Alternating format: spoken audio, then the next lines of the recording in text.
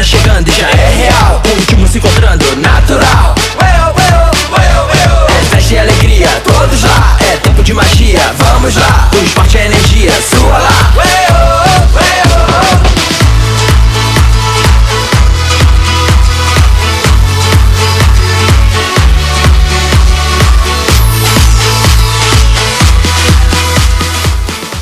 أنا موجودة اليوم قدام منزل سوريا سمايلي، وهي شخصية برازيلية من أصل لبناني ومن النساء القليل اللي وصلوا على مراكز أكاديمية بهالأهمية.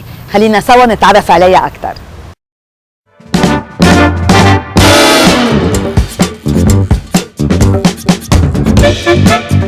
Soraya Smaili, thank you for having us here in your house in Sao Paulo. You are a Brazilian from Lebanese descent, professor and president of the Federal University of Sao Paulo. You were born here after your parents came from Bicaz Valley. In 1955 they got married, and tell us more about their story. Yes, it's an immigrant story. So there are many people in Brazil with similar story. But my father came first, and he started to work here. He came with his brothers, and he started to work and to make a life. They came to work, and they wanted to come back. So they came to work and to come back. But later my mother came 5 years later. She didn't know my father. They met here because they had people, they knew, the families knew each other. So they started to, they knew, they met, and then they got married in 55. We were born here, me and my brothers, so I have 3 brothers. Yeah, I know that you are the only girl amongst 3 other exactly. boys. Tell us more about your childhood. Were you a spoiled girl, or were your brothers nagging you? Yes, a little bit of both. So they were older than me, so we were of course playing together, but actually they wanted to protect the girl, the little girl. So they were always very protective, very careful, but sometimes they were a little bit jealous as well, but because I had more attention from my father.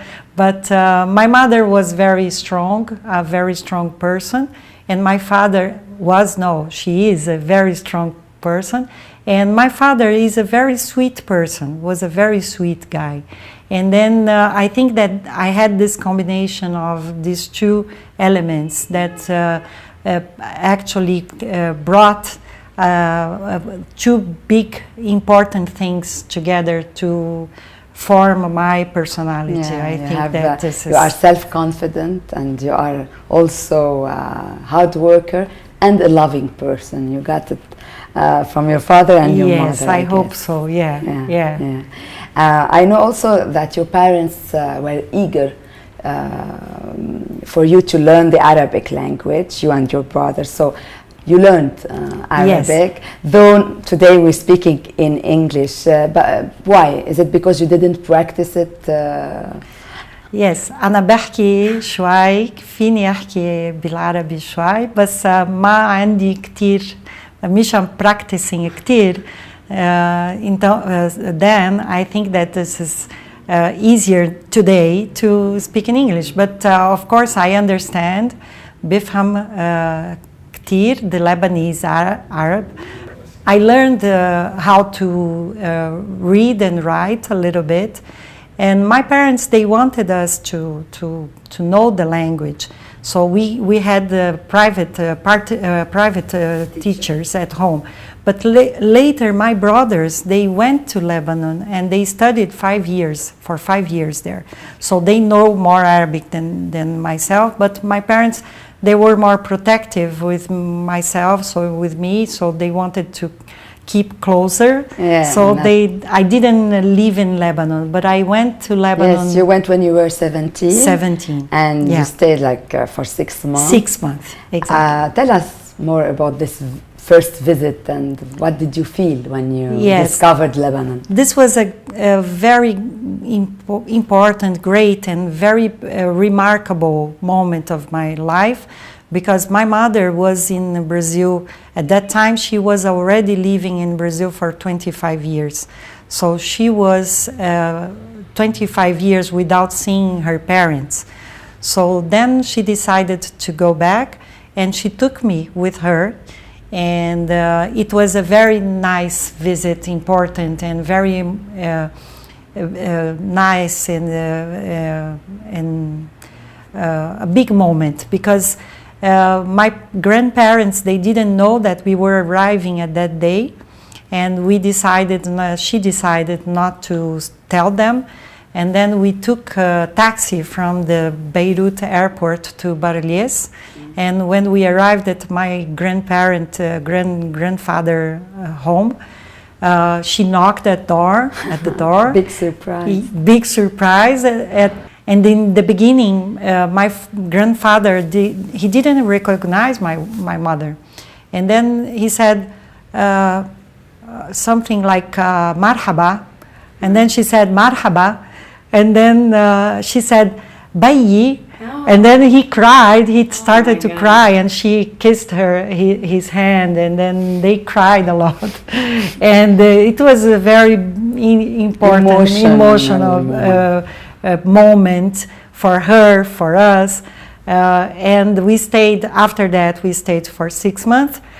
And it was good because I could know all my relatives, my cousins.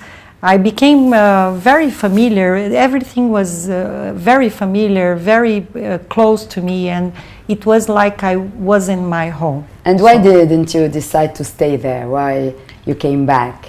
Yes, because it was exactly at the time that I was going to the university. So I decided, my mother was coming back. She had to come back.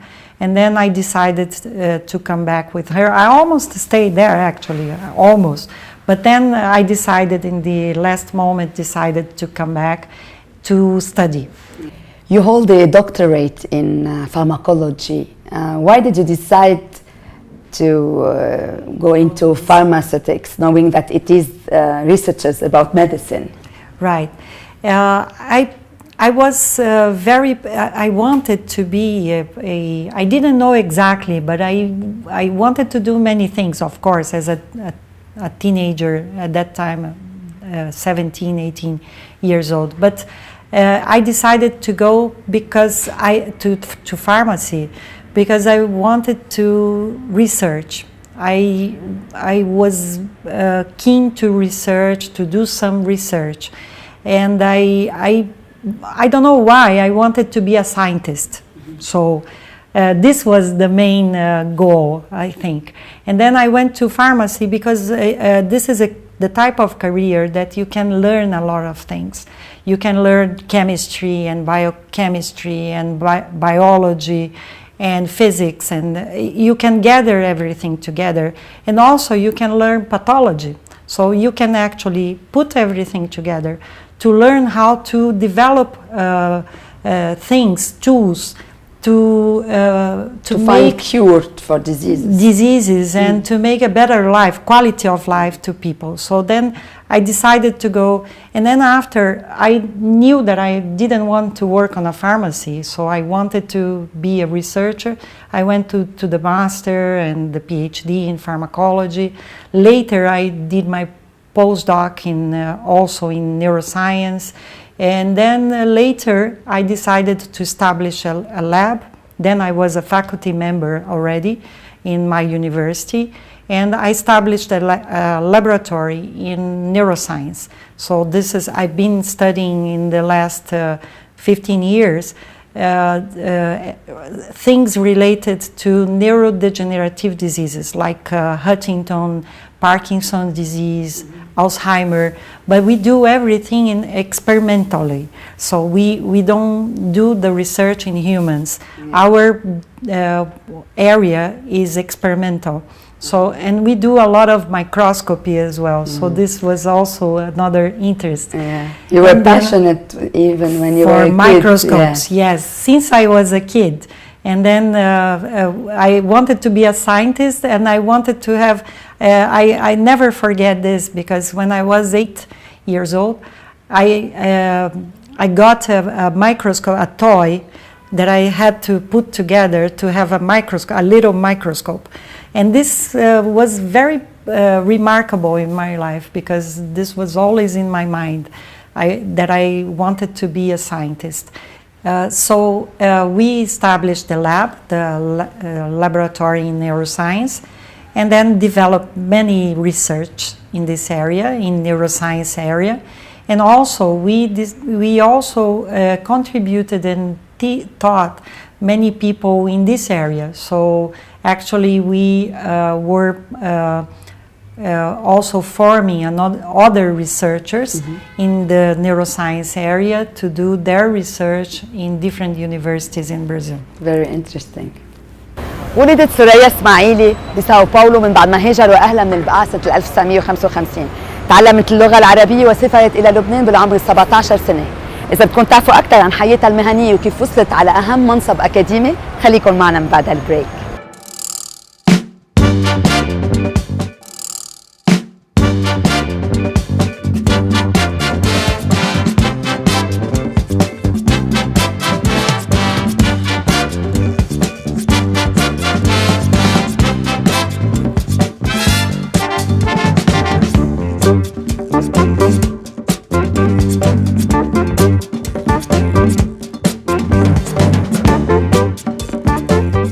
You were a professor at Sao Paulo Federal University, and last year you were elected president of this university.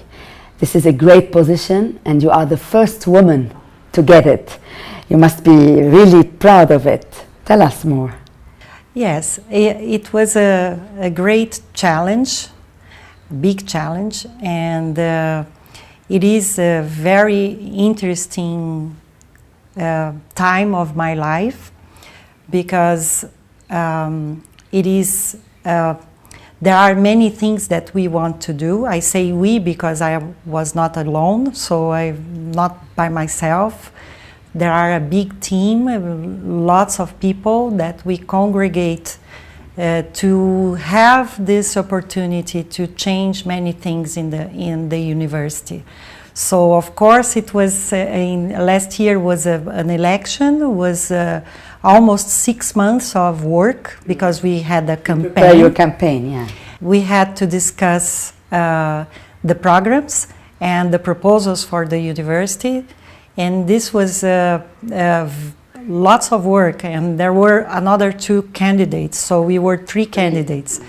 And our team was really well prepared. We decided to propose many different things, and the university wanted to change. This was, the perfect time for the perfect people that work together to do this. You presented the program that the university needed. I believe so. Yes, this was something really interesting, something that was magic, let's say like that. But of course, it's a lot of work, and we have many things to do, and we have to do what we wanted to do. So what you planned. What we planned. Yeah. So this is a great time for the university, I think. It's a big challenge. What are your responsibilities as a president? As a president, I have to be the president of the council. It's the main board of the university. Now our university is a very big university, because we started small 80 years ago. Yeah, it was specialized for medical science and health. Yeah. Medical school. It was a medical school. 10 years ago, it started an expansion. And in the last 6 years, we came from 1,000 students. In the last 10 years, from 1,000 students, and now we have 22,000. So this is a lot of people 22,000 in graduation, undergraduation, and specialization, residency, and we have 1,500 faculty members. Also 4,000 of employees, and is the second biggest hospital in São Paulo. It's called Hospital São Paulo. Our hospital is the first hospital in the federal system, because we have 63 federal universities in Brazil. We are one of the 63. And number 2, the second one. The second biggest one. And the hospital is the first hospital in the whole system. So the first hospital means in terms of assistance. We have more than 100,000 people coming every month. And of course there are many people in the system, so this is a big, let's say, organization. Mm-hmm. And we have to organize all the budget. We have to distribute the budget in order to have all these people working together, and then have the administration as much as well as we can. So it's we need to be very efficient, and cut some expenses and put in another things, and then we have to negotiate many different things. But also we need to talk to many authorities, because I have to go to Brasilia, the federal capital, the capital of the country. I have to go to Brasilia almost every week to negotiate things, to apply for things. We have to talk to the Minister of Education. We have to talk to the mayor of the city. We have to talk to many people to have our university working well. So you have to deal with the administration, with the teachers, and also with the students. Right. It's a big thing. Yes. A lot of difficulties also. Yeah, you have to be able to talk to all these people and in their languages. So if you're talking to students, you have to explain and listen a lot, because they always have a lot of things to say. Yeah, and, exactly. And if we are talking with the faculty members, we need to know what they need for their research, and we need to go after resources for the research and for the teaching and everything they need to do their work very well. So this is, and each one, they all are important. So we have to be very careful, because sometimes other people, other presidents, they kind of forgot the employees, let's say. They didn't talk to the employees because they thought that they were like, oh, they are secondary in the system. So no, they are very important, all of them, because if all of them are being listened, you can have a better system working. Of course, if they are okay, so they give them best they have. Exactly. And the professors, they need the employees, because for instance, in a laboratory, you cannot work without the technician. Of course. And in the hospital, you cannot work without a doctor cannot work without a technical assistance in the medical area. So we need to have this system working very well. And the students, they want to learn, and they want to have the better conditions to learn. So now we have another challenge, because the Brazilian universities, the federal universities, we have to have a certain percentage of the students for the ethnical quota. So this means that next year we will have to have 25% of the students from African descendants. They have to be. So this means that we need to have more assistance to all the university, because we need to integrate all these students. This is a great challenge, but it's a good thing that the Brazilian government started. This is very important to the development of the country. In my opinion, I think that the biggest challenge is to be a woman. Or does it have its advantages? Oh yes, I think it's. I think women have the ability to integrate the areas and the ideas. And I usually say that we women, we are multifunctional. Yeah. So we can do many things at one time. So usually men, they do one thing at a time. Indeed. And we do a lot of things, and this is something that we need to use in our advantage. So we can integrate more people, we can talk to different people. There are some discrimination, of course, some structures like the high level of the university was never run by a woman. So this means that we need to break the ice, like we yes, say. break the barriers. So we need to cross, and this is very important because other women can come. And in my office, what I want to say is that in my office we have a great majority of women. 80% of the women, of the deans in my office are women. And then somebody asked me in the beginning, when we started, when I chose them, somebody asked me, why you chose so many women? So did you do on purpose? I say no. The last office, the other president, all of them were men. So they never had the chance to show their talent and their intelligence. So this is, and then another person said, oh, this will give you trouble because women, they fight a lot. I say, no, this is something this is a stereotype. So it's true that women are sometimes more emphatical, emotional.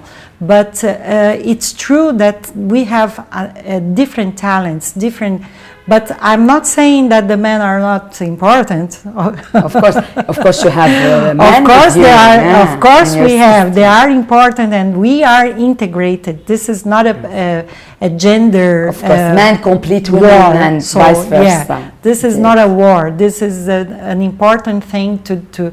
This is our time. I think Brazil now is giving more attention to the women. This is important. This is important. We are doing things that we never did before in this country. So this is good because it's a good example. Especially that the president is a woman. Exactly. I know that in 2004 you established a very important organization, ICARAB, that promotes the Arab culture. Tell us more about it and what are its activities. Yes, this was very important because you know that in Brazil we have many Lebanese descendants. So we have about, we say 6 million, at least 6 million descendants. Many things from Lebanese culture is in the Brazilian society now. So we have the food, we have the music. These things, these elements, they influenced the Brazilian culture, of course, absolutely, and the Brazilian, the Portuguese, the Brazilian language. But the Brazilians didn't know about the history and about the arts, about cinema, about many things that they didn't know there were going on in the Arab countries, including Lebanon.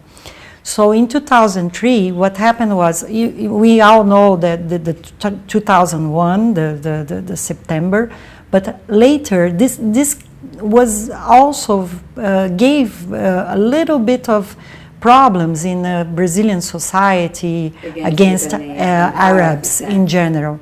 But in 2003, the intellectual Edward Said, he died, and then there was an article in the biggest newspaper in Brazil, and this article was very aggressive against him.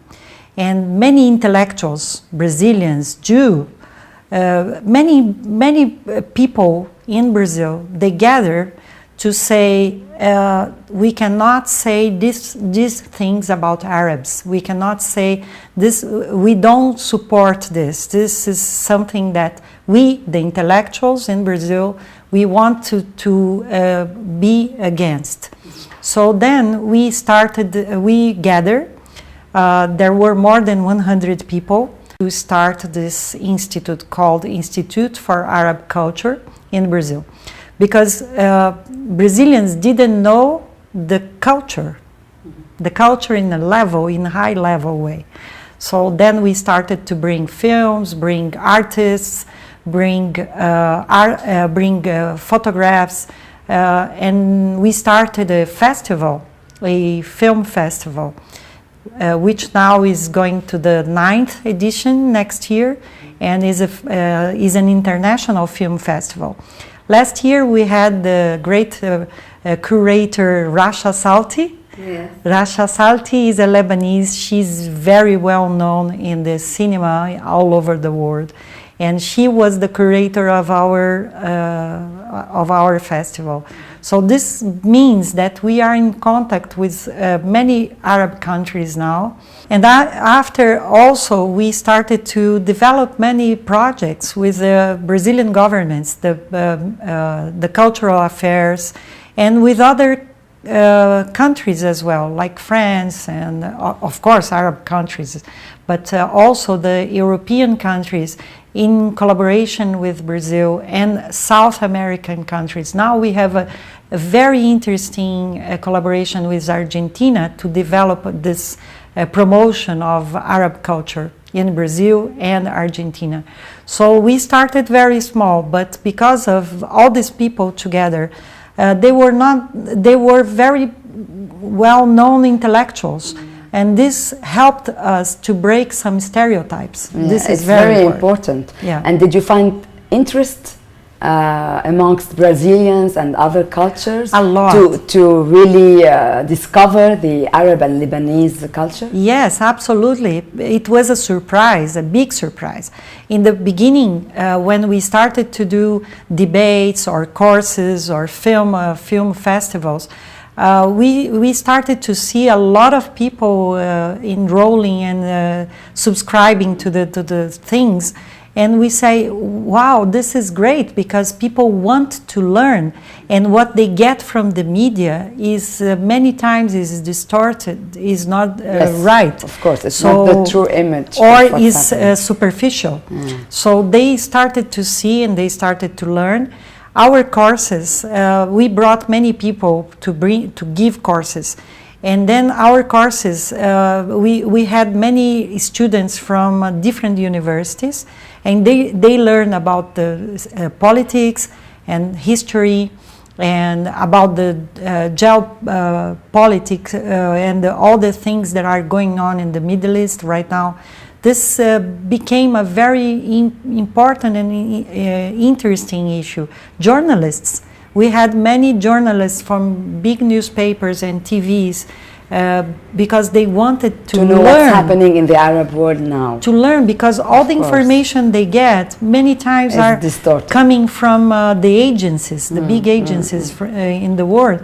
But they needed to go deeper. Yeah. So then we started to form people. We actually now have many followers in Icarabi. I think this is a very important job you are doing, strengthening the relationship between Brazilians and Arab countries. I think it's a great thing. Yes, and I myself, it was a benefit also, because I learned a lot about my culture, my background. So this gave me a lot of elements, many elements to bring to my own life. This was very rich. So, and I see every day. And you were proud of your origin. Yes, oh yes, absolutely. Yeah. مثل ما شفنا سوريا اسماعيلي حائزة على دكتوراه بالفارماكولوجي، كما أن هي أول امرأة ترأست الجامعة الفيدرالية بساو باولو، وهي إحدى أهم الجامعات بالبرازيل. أسست أيضا معهد إيكاراب للثقافة العربية، وهي مناضلة لشؤون الشرق الأوسط. لأكثر تفاصيل عن حياتها العائلية خليكن معنا من بعد البريك.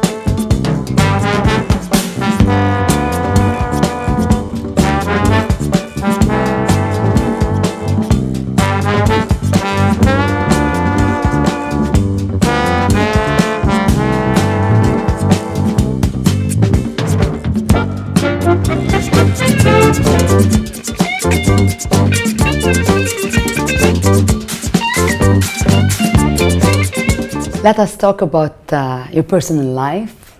I know that you are a very busy woman, but you found the time to meet your husband, who is a mathematician and an engineer. Tell us more about how you met, and is it a love story? Because we all need love, even if we are into science. Yes, yeah. Francisco is a very important intellectual and scientist as well. And he's in the University of São Paulo. He's a professor in the State University. So a few years ago, we met in a meeting. It was a professors meeting from all over the country. And it was actually my first meeting as a professor, this type of meeting, let's say, not scientific meeting, but a more political meeting about the politics of education in the country and everything.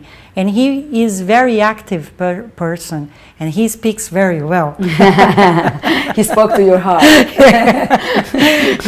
Of course, he's very intelligent, and he speaks very well. And at that time, I said, this guy says everything that I wanted to say, to express, but he says much better than I can do. So this was the first thing. I think this was a very strong feeling. And after that, we got to know each other. And later, a few years later, we got married. I know also that he supports you in your work, and he was behind the establishment of Ikarab, as he has the same interest for the Arab culture. Yeah, as a professor, he goes every year to Paris, to the University of Paris, 7, Jussier. Right. So, and then many times, every time he went there, he came back saying, why don't we have an institute for Arab culture like in France? Paris, yes. It's one of the biggest institutes. And beautiful. Yes. And Institut du Monde Arabe. Why the French people, they go there to see the films and to see to buy the books. And here in Brazil, we have, of course, the Lebanese in Brazil, they did a lot of things, like hospitals, like clubs, like many schools, but we didn't have an institution for the culture. So then he started to say that, repeat and repeat, and he did that to many people that we knew. Is he Brazilian or Italian Brazilian? Italian Brazilian. Yeah, he comes from an Italian family. But everybody thinks he's Lebanese, so he looks more Lebanese than I sometimes, because his face and maybe that's why influence. Also you felt in love. Yes, yeah. Yes, it has a contribution, I think. And then he started to talk about that to many of our friends and colleagues. And this was, as I said, was the first step for the Institute. But later, when we had the death of Edward Said, then we had that big meeting with a lot of intellectuals. And in that meeting, we gathered, and then all the people that were in that meeting, we organized a book about that meeting and about the Arab culture. And he wrote about the Institute for Arab Culture, because he wanted us, all of us, to start this institution and this initiative. It's more an initiative, a movement. We need to continue this. This is very important to us and to our society. And is he a loving husband? Oh, yes. Does he care? And you know, Italians, they are similar to Lebanese a bit in their personality and right. Yeah. Yes, I think that we share a lot of things. He is very supportive. He was always giving me a lot of. He gave a lot of strength to do things. So, for instance, last year when I was about to decide if I was going to run the elections, he said, "No, you have to go. You have to go. You have the power to go." So he was always very supportive. So when I decided, for instance, when I decided to go to the elections last year, my husband gave me a lot of support, and sometimes I was not sure if I should go, but then he was always saying, "No, you have to go. You know how to deal with that, of course, and you will know how to propose and how to speak, and you were ready." He was always saying, because I was always saying, maybe I am not so ready for that. It's not the time, but then... But he saw that you were... I think that he was right. Yes, so. Of course, of course. Yeah. We need such men in our world. Absolutely. I know that your husband and yourself decided not to have children, or to postpone it for another year and year after year. But you do have children, as your husband was married, and he has 2 children from his first marriage, right. And soon you will be a teta, right, a grandmother. You love your oh your yes, children? this is great. We get along very well. It's as you said. I was always postponing. Oh, maybe next year, and then maybe I need to do this first, and my PhD first, and then this first, and another thing first. After a few years of postponing, so finally I decided that we were not having children. So it was only a way to. I was postponing, but actually was not thinking too much about. Your work was really. Always taking over everything. Exactly. Now we have the other child of my husband. He's having a child. So we don't know actually if he's a girl or a boy. We don't know yet. But we are very happy with that. Cool. So I feel great because I will be a grandmother without having the work. So the easy way.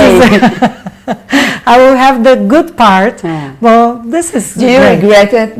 Do you regret not having children? Or? No.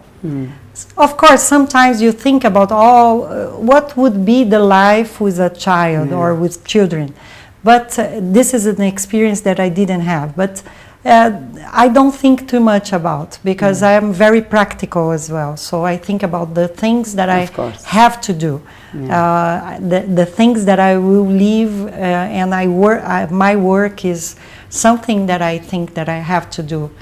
تزوجت سوريا من المهندس فرانشيسكو ميراغليا، واللي جمعهم هو الحب وايضا الاهتمام المشترك بالثقافه العربيه. اذا بدكم تعرفوا اذا سوريا رجعت على لبنان او لا، خليكن معنا من بعد البريك.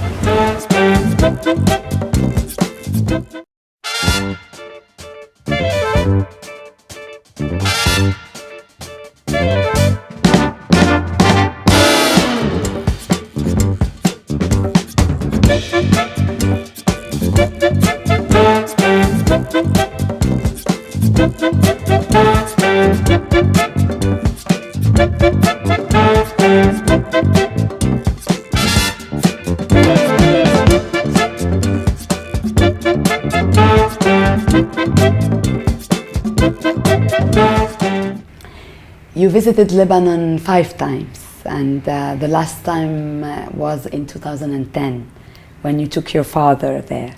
Tell us more about this visit, and now that your father passed away, do you think you will go back to Lebanon or not? Oh yes, I will go back. This last visit was very important to me and to him. We didn't know at that time, but because we will certainly go back, and he was going back every 2 or 3 years because we have a house there. They have furniture and car, and actually they go every 2 or 3 years. And then my father told me, that year he told me, you have to take me. My mother was there. And then he was here for a month or two. She was already there for a month or two. And then he said, you have to take me because this will be my last time. And then I told him, no, you won't go. And we were a little afraid because he was already 93 years old. Okay. So I was a little stressed because of that. The long distance. Because he had a heart condition and everything. So but he wanted so much to go. And then I said, okay, I will take, and he was always saying, you have to take me. I will go if you take me, take me to Lebanon. And then I decided to go, even though I couldn't stay much. I stayed only for 10 days, but I went only for him. And this is, I like to think that I went because he asked me and because I went for him. Yeah. And then I left him there with my mother. He stayed for 2 months after that, and then they came back, both, and my other brother, my older brother. And then after that, last year before he died, he told me again, I want to go back again. You have to take me. But he was already, he couldn't go at this time. He was very tired. He was it was not possible. It was really impossible to go. And then, but I feel very attached to Lebanon. Yes. So this is my country too. I feel home when I go there. I love everything. The water, the air, the people, the hospitality, the generosity. Of course, I see that in this many years since the first time I went, Lebanon changed a lot. Of course. So, in a better way or in both? I think that not in a bad way, but I see how much Lebanese people changed. They are more worried people. Yes, of course. So they are. We have many difficulties. They are busier to face daily. You know. Of course, you guys have to. People in we have Lebanon to survive, not have to live. survive. So after a war, after the civil war, this was very strong to the country. I see my cousins, the way they talk about, the way they behave. And I see people, how much they are doing, the effort they are doing to survive. So this is, but Lebanese people are very strong, and they are really courageous. You know, many other countries, if they had to live what Lebanese people lived in decades, maybe they wouldn't survive. So Lebanese people are courageous, and even though after all of that, they are generous. Yeah, Generous and people. like you told me, they are happy people. Happy people. Yes, and this is very important. Generosity and hospitality. This is warm very people. known, Indeed. and we feel home when Yes. when How we go about there. education in Lebanon now? Personally, I think we have one of the best universities and schools and a very high good. level of education. Very good. What do you think about it? Yes, Lebanon has great universities, big universities, also very known, and it's very interesting because very nice because there are several universities. There are old universities like. Before Brazil had a university, Lebanon already had many. So this is something really important. This means a lot about the country because it means that the country takes into account the fact that the education needs to be developed and needs to grow. So the universities are very good, and you have different types of university. This is another thing important. You have medical school, you have humanities, arts, engineering, everything. And then you have the American, you have French the French system, you have the Lebanese. You have all types. So this is something I want to develop and want to do as the president of our university. If we can do more collaborations between countries and agreements, because I think that there are a lot of things in common. We share different things, we share several things that we can do together, Lebanese and Brazilians. And there is this empathy, this close, this proximity. And I think that we can do a lot of things together. So I hope that our university can start a good agreement between this will be great. Brazil and Lebanon. This will be great, yeah. My last question, is it more difficult to be an Arab woman in an Arab world or an Arab woman in Brazil? I don't know exactly because I can talk about being an Arab descendant in Brazil, but I don't know if the right life as an Arab woman in Arab world. But both of them are challenging, are difficult. There are some being a woman is challenging. Exactly. Men cannot understand. Exactly. But also, this is also a duty, a mission. It is very important to do and to talk about this. This is something that I am always saying. It's important to talk about being an Arab and an Arab in Brazil or in America, because there are a lot of stereotypes as well. So they think that the Arab women are close, and especially myself, my family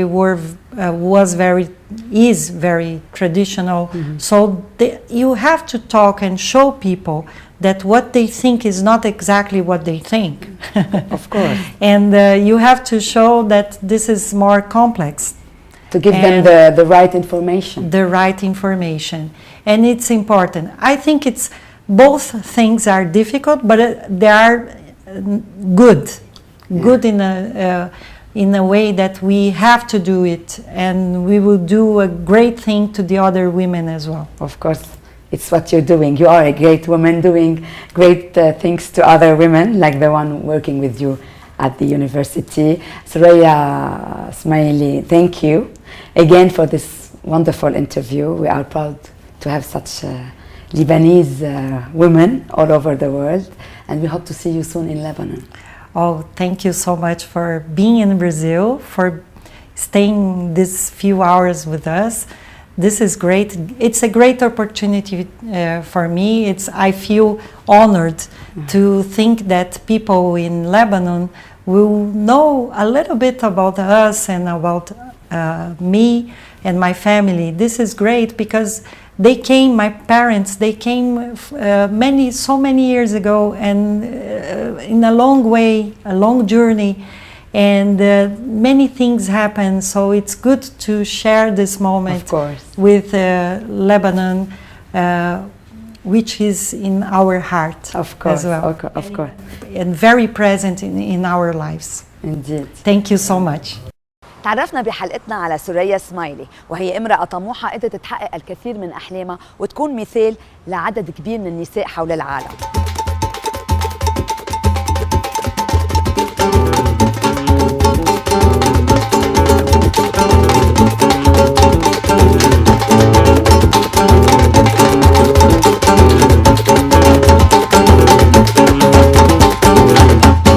إذا بدكم تعرفوا أكثر عن هالحلقة أو عن سوريا سمايلي تابعونا على مواقع التواصل الاجتماعي.